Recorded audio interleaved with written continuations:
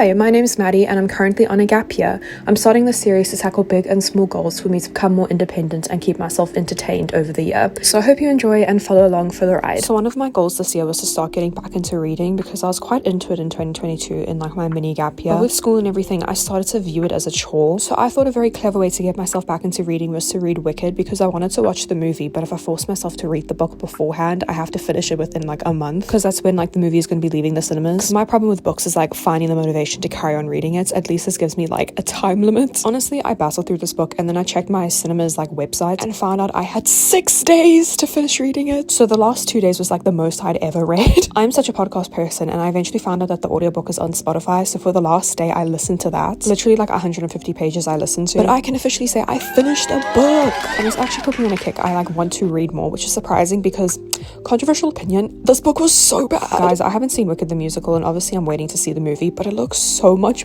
better. And from the very little that I do know, literally the university was like not even a quarter of this book. I don't know, for the most part that is like majority of the musical. Belinda and Alphaba like barely interact. Literally like 100 pages before the book ends, it literally says like word for word, and this was the last time they ever spoke.